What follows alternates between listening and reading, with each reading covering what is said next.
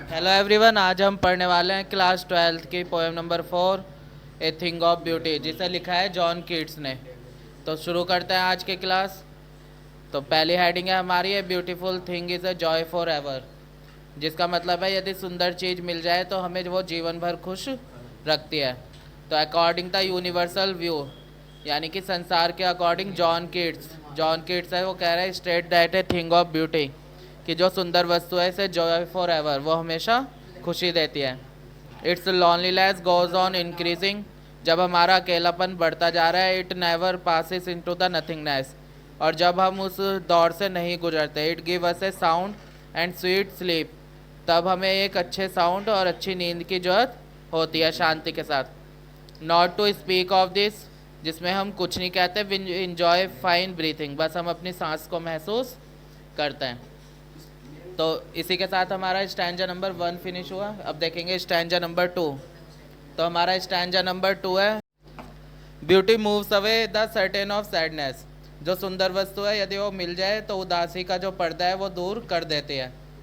The poet says, कवि कहता है, एवरी मॉर्निंग, हर सुबह, वी रीथ, जब हम माला बनाते हैं, फ्लोवरी बैंड, फूलों की, बाइंडर्स टू द अर्थ, तो वो हमें पृथ्वी से जोड़ती है। दस एवरी ब्यूटीफुल थिंग्स, जितनी भी सुंदर वस्तुएं, बाइंडर्स टू द अर्थ, वो पृथ्वी से हमें जोड़कर रखती हैं। खत्म हो गया। But our life is full of trial, लेकिन जो हमारे जीवन है वो अलग अलग प्रकार की पगडंडियाँ, ग्लूमी, एक तरीके से अपसेट डेज, डिसअपॉइंटमेंट, निराशा, and all other unhealthy ways, और अस्वास्थ्य से गुजरती है। It is because we lack of good human qualities, क्योंकि हमारे शरीर में जो ह्यूमन क्वालिटी हैं वो अच्छी नहीं है, उसकी कमी है। इन स्पाइट ऑफ ऑल, इसके अलावा दिस सफरिंग, हम परेशान रहते हैं। We have a hope and some beautiful things remove away the curtain of sadness, लेकिन यदि हमें सुंदर वस्तु मिल जाए तो वो हमारी उदासी के पर्दे को दूर कर देती है। तो सेकंड हेडिंग आपकी फिनिश हुई। थर्ड हेडिंग है आपकी सोर्सेज ऑफ हैप्पीनेस, यानी कि हमारी खुशी के क्या क्या सोर्सेज है, क्या क्या साधन है। द पोएट सेज, कवि कहता है, that all beautiful things of nature, कि इस पृथ्वी पे जितनी भी इस प्रकृति में सुंदर वस्तुएं are a boon for human being, वो मानव के लिए एक वरदान है। तो कवि, nature a fountain of immortal drink, यानी कि जो प्रकृति है वो क्या है, एक तरीके से अमर है।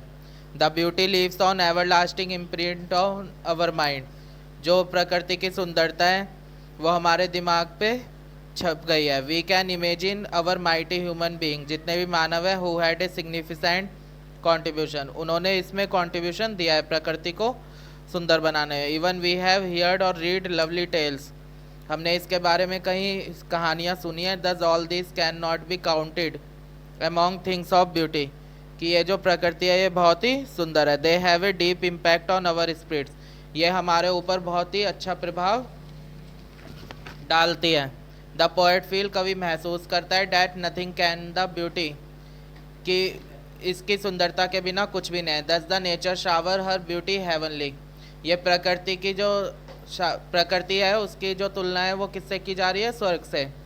इमोर्टल ड्रिंक, और वो दर्शा रहा है कि ये बिल्कुल अमर है। All of us, so the beauty is a gift of God, ये जो प्रकृति है ये भगवान का दिया हुआ हमारे लिए तोहफा है। And it gives us Joy for ever, और ये इसकी खुशी हमें हमारे पास हमेशा रहती है। आई होप आपको पोएम 4 समझ में आई होगी। Thanks for watching, please like, share and subscribe.